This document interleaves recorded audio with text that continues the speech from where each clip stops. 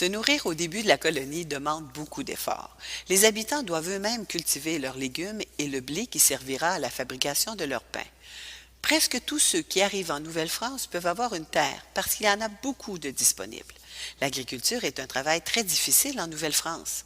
Souvent, les habitants qui occupent ces terres n'étaient même pas des agriculteurs en France.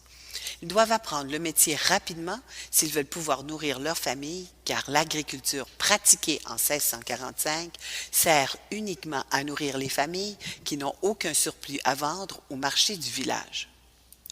Les terres où les habitants s'installent ne sont même pas défrichées. Ils doivent d'abord eux-mêmes couper les arbres la première année pour ensuite commencer à faire pousser des légumes l'année suivante. Les habitants cultivent surtout du blé pour faire du pain et quelques légumes comme le maïs, le concombre et la citrouille. Cela peut parfois prendre plusieurs années avant que la terre d'un habitant soit complètement défrichée. Avec le bois qu'ils coupent, les habitants peuvent se construire d'abord une cabane, puis une maison quelques années plus tard. Les habitants ont souvent de grandes familles de 5 ou 6 enfants. Quand ils sont assez vieux, les enfants peuvent travailler sur la ferme. En Nouvelle-France, la chasse et la pêche fournissent assez de viande et de poissons pour tout le monde. On peut trouver du gibier comme l'orignal, l'ours et le castor dans les nombreuses forêts. La pêche, quant à elle, est pratiquée surtout dans le golfe du Saint-Laurent, près de l'Acadie. D'autre part, même si la traite des fourrures est la principale activité économique de la Nouvelle-France, beaucoup de gens pratiquent la pêche à la morue.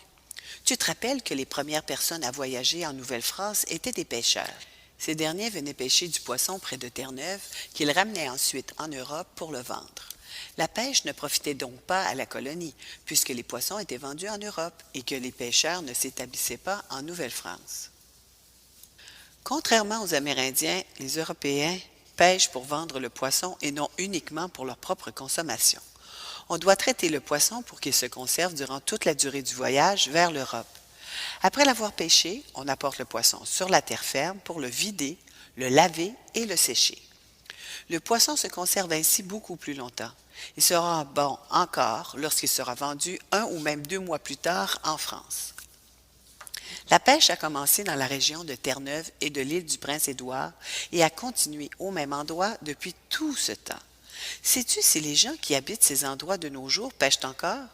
Reste-t-il encore du poisson après toutes ces années de pêche?